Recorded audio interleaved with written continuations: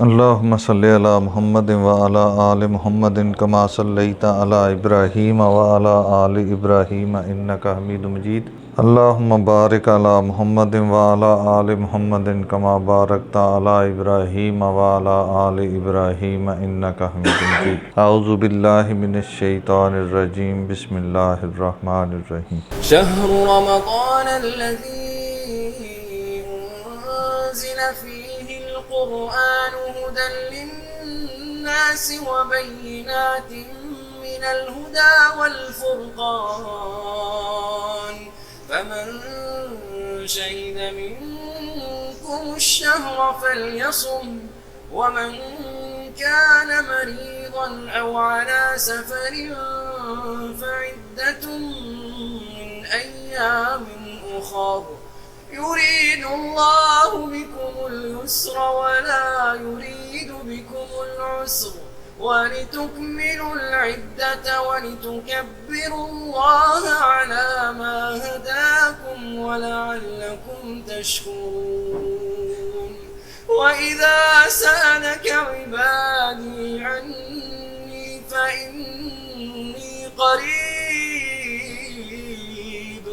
أجيب دعوة الداع إذا دعان فليستجيبوا لي وليؤمنوا بي لعلهم يرشدون۔ اس سے پچھلے سبق میں ہم رمضان کے متعلق، روزوں کے متعلق پڑھ رہے ہیں۔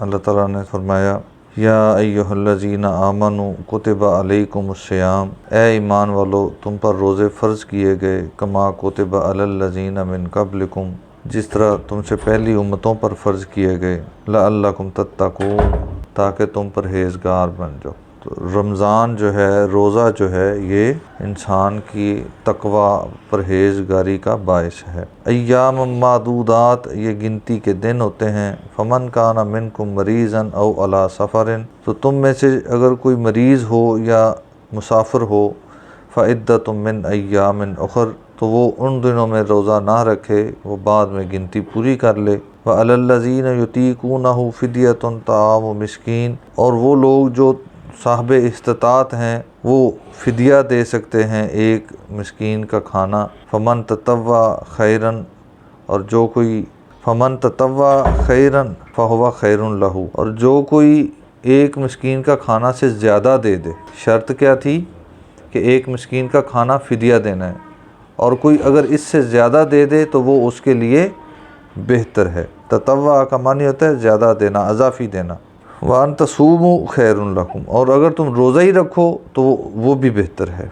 ان کنتم تعلمون، اگر تم جانتے ہو، علم رکھتے ہو۔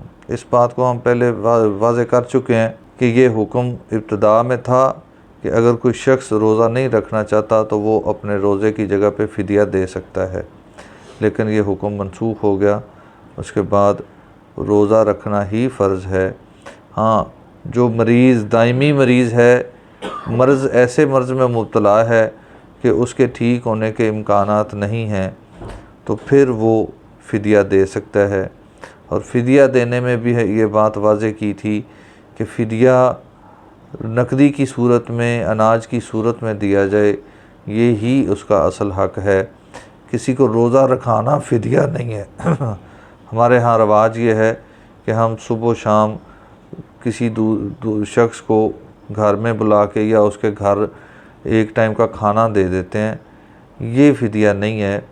فدیہ کا یہی طریقہ کار ہے کہ آپ ایک دن کا کھانے کا حساب لگا کے 2 وقت کا جتنی رقم بنتی ہے معروف کے مطابق، اتنی رقم اس کو ادا کرتے ہیں۔ وہ اس کا جو بھی استعمال کرے یہ اس کی اپنی ثواب دید ہے۔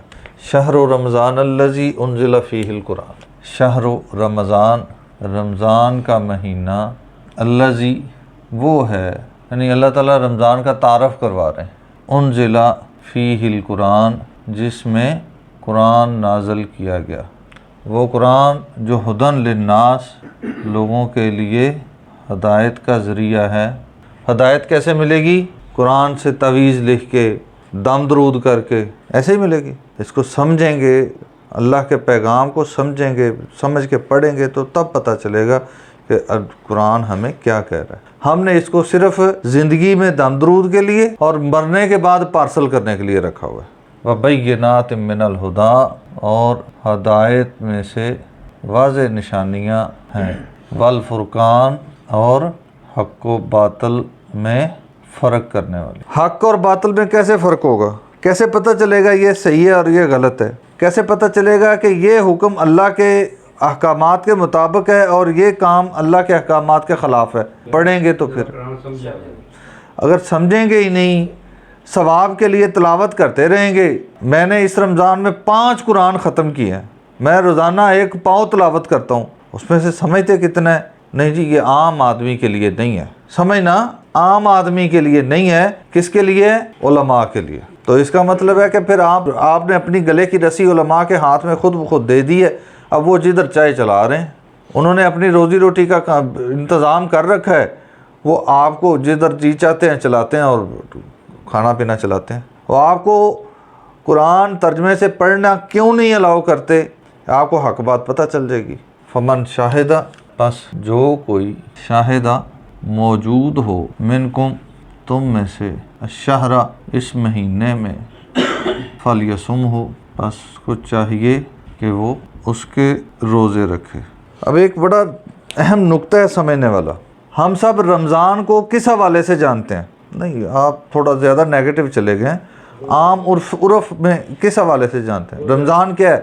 روزوں کا مہینہ ہے. اللہ تعالیٰ نے رمضان کی یہ پہچان تو نہیں بتائی. نہیں، آج ابھی ہم پڑھ رہے ہیں اللہ نے شہر و رمضان کی کیا تعارف دیا ہے؟ قرآن نازل ہوا ہے. رمضان کی پہچان قرآن کے ساتھ ہے. اللہ نے رمضان کا تعارف روزے رکھنے سے نہیں کیا. اللہ نے فرمایا کہ رمضان وہ مہینہ ہے جس میں قرآن نازل ہوا ہے. چونکہ یہ اس مہینے میں قرآن نازل ہوا ہے اور یہ مہینہ بابرکت ہو گیا ہے. کس وجہ سے؟ قرآن کی وجہ سے. یہ مہینہ عظیم ہو گیا ہے. اب اس مہینے کا پروٹوکول یہ ہے کہ اس کے روزے رکھو. یہی کہا ہے نا، شہر رمضان الذی انزل فیہ القرآن. رمضان وہ مہینہ ہے جس میں قرآن نازل ہوا. فمن شاہد منکم الشہر فلیصم. تو جو کوئی اس مہینے میں موجود ہو، جو اپنی زندگی میں یہ مہینہ پالے، اس کو چاہیے کہ اس کے روزے رکھے. کیوں؟ کیونکہ یہ عظیم ہو گیا، کیونکہ اس میں قرآن نازل ہوا ہے. یہ پہچان ہمیں آئی نہیں. ہم قرآن کا اور رمضان کا آپس میں کوئی تعلق جوڑتے ہیں. ومن کان مریضا، اور جو کوئی ہو بیمار، او علی سفر، یا سفر پر مسافر ہو، فعدۃ من ایام اخر، پس وہ بعد کے دنوں میں گنتی پوری کر لے. یرید اللہ، اللہ تعالیٰ چاہتا ہے، بکم، تم سے، الیسرا، آسانی. اللہ تعالیٰ اپنے حقوق کے لیے، اپنی عبادت کے لیے تمہیں مشقت میں نہیں ڈالنا چاہتا. کتنی عظیم ذات ہے. انسان کے ساتھ کتنی پیار کرنے والی ذات ہے. کبھی کسی وڈیرے نے، کبھی کسی آقا نے اپنے غلام کی مشقت کو سامنے رکھا ہے؟ اس دنیا میں جتنی مثالیں ملتی ہیں جنہوں نے اپنے آپ کو بڑا وڈیرا کہا ہے، انہوں نے اپنے غلاموں کے ساتھ کیا سلوک کیا ہے؟ آج آ کے سب سے بڑی جو اس حوالے سے مثال ہے وہ فرعون کی ہے نا. اپنے غلاموں کے ساتھ، اپنے غلاموں کی سہولت کے لیے کیا کام کیے ہیں. یہ اللہ کی ذات ہے جو اپنے بندوں کی سہولت چاہتی ہے. وَلَا يُرِيدُ بِكُمُ الْعُسْرَ، اور تمہارے لیے تنگی کو پسند نہیں کیا. لہٰذا اگر تم میں سے کوئی کسی مشکل میں ہے تو وہ اس سہولت سے فائدہ اٹھائے. ہمارے ہاں بعض لوگ نا اس پوائنٹ آف ویو سے بھی دیکھتے ہیں، لو جی آج کل کون سا کوئی اتنا مشکل سفر ہے. سب سے زیادہ ہمارے ہاں یہ قصر نماز کے لیے اس پہ کہا جاتا ہے. لو جی اب کوئی تھکاوٹ تھوڑا ہو گئی ہے جو ہم قصر پڑھ لیں.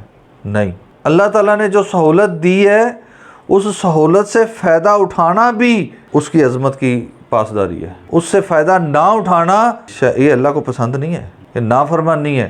یہ عاجزی کو روا نہیں ہے کہ ہم اللہ کی دی ہوئی سہولت سے انکار کر دیں. کیا بتانا چاہ رہے ہیں اللہ کو؟ ہمیں نہیں چاہیے. نعوذ باللہ، ہم کیا ہیں؟ ہماری اوقات کیا ہے؟ یہ عاجزی ہے کہ جہاں پہ اللہ نے ہماری کمزوری کو سامنے رکھتے ہوئے ہمیں سہولت دی ہے، ہم اس سہولت کو انجوائے کریں. اس سہولت کو اڈاپٹ کرنے میں عاجزی ہے، اس سہولت سے انکار کرنے میں عاجزی نہیں ہے. اور عبادت کی سب سے بڑی جو شرط ہے وہ عاجزی ہے. وَلِتُكْمِلُوا الْعِدَّةَ، اور تاکہ گنتی پوری ہو جائے. مراد یہ کہ اللہ نے یہ سہولت تو دی ہے کہ آپ بعد میں روزے رکھ لیں، یہ سہولت نہیں دی کہ رکھیں ہی نہ، چھٹکارا نہیں دیا، گنتی پوری کرنی ہے. وَلِتُكَبِّرُوا اللَّهَ، اور تاکہ اللہ کی بڑائی ثابت ہو جائے، اور تاکہ تم اللہ کی بڑائی بیان کرو. کس میں اللہ کی بڑائی ہے؟ کہ ہم اس کے احکامات کے تابع ہو جائیں، ہم اس کے غلام ہیں نا. اس کی عظمت کس میں ہے؟ کہ جو احکامات اس نے دیے ہم اس کو مان لیں. عَلَىٰ مَا هَدَاكُمْ، اس پر جو اس نے تمہیں ہدایت دی. اس نے جو احکامات جاری کیے ان احکامات میں اس کی بڑائی کو ثابت کرنا، یہ کیا ہے؟ اللہ کی عظمت ہے. وَلَعَلَّكُمْ تَشْكُرُونَ، اور تاکہ تم شکر گزار بن جاؤ. تو ہماری عاجزی، اللہ کی بڑائی، یہ کیا ہے؟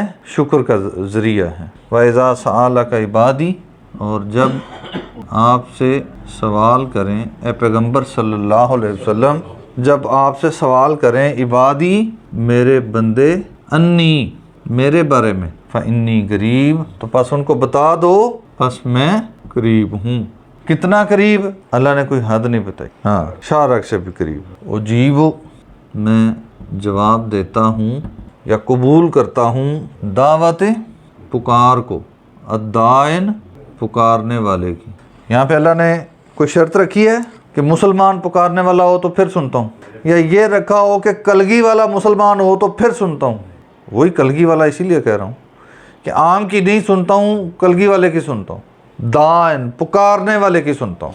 پکارنے والا کوئی عام مسلمان ہو، کوئی ولی اللہ ہو، مسلمان تو دور کی بات، پکارنے والا کوئی غیر مسلم ہو، اللہ کہتا ہے میں سنتا ہوں. وہ معروف حدیث سنی ہے نا، ایک شخص بت کے سامنے بیٹھا، اس کو پکاری جا رہا ہے، پکاری جا رہا ہے، پکاری جا رہا ہے، یا صنم یا صنم یا صنم. اچانک غلطی سے منہ سے نکل گیا یا صمد. اللہ نے فوراً جواب دیا، ہاں میرے بندے. وہ غلطی سے پکار دو تو وہ جواب دے دیتا ہے. صحیح ہوش و حواس میں اس کو پکارا جائے تو وہ کیسے جواب نہیں دے گا؟ جب اس کے سامنے گر پڑو گے تو کیسے جواب نہیں دے گا؟ کبھی جب سجدے میں اس کے سامنے گر پڑتے ہو، اپنی ساری وجود کی حیثیت ختم کر کے اس کے سامنے لیٹ جاتے ہو، کبھی اس کے ساتھ رابطہ تو کر کے دیکھو. سبحان ربی الاعلیٰ جب کہتے ہو تو اس رب کی ذات کو سامنے رکھو اور یہ تصور رکھو کہ اس کے قدموں میں گرے پڑے ہو. وہ کیسے نہیں سنے گا؟ سر اٹھانے کو دل نہیں چاہتا. اجیب دعوت الداعی اذا دعان، میں ہر پکارنے والے کی پکار کو سنتا ہوں جب بھی وہ پکارتا ہے. نہ دن نہ رات، نہ بارش، نہ آندھی، نہ دھوپ، کسی چیز کی کوئی رکاوٹ نہیں ہے. جب بھی کوئی پکارتا ہے، اذا دعان، جب بھی پکارتا ہے میں سنتا ہوں. فَلْيَسْتَجِيبُوا لِي، پس لام تاکید چاہیے کہ وہ میری بات مانے. بس ایک ہی شرط ہے، وَلْيُؤْمِنُوا بِي، اور میرے اوپر ایمان لائے. لَعَلَّهُمْ يَرْشُدُونَ، تاکہ وہ راہ راست پر آ جائیں. یرشدون کا اصل مطلب ہے تاکہ وہ صاحب عقل ثابت ہو جائیں. راشد کا معنی ہوتا ہے جو عقل سے صحیح فیصلہ کر رہا ہو، فہم رکھنے والا، فہم و فراست والا. لعلہم یرشدون کا معنی ہے کہ فہم و فراست اور عقل کی بات یہ ہے کہ وہ میرے اوپر ایمان لائے. جو شخص میری بات مان لے اور میرے اوپر ایمان لے آئے گا، وہ شخص دراصل عقل والا ہے. اگر وہ یہ بات نہیں سمجھتا تو پھر وہ پوری دنیا فتح کر لے، وہ اس کی عقل پر ماتم ہے. اللہ تعالیٰ سمجھنے اور عمل کرنے کی توفیق عطا فرمائے.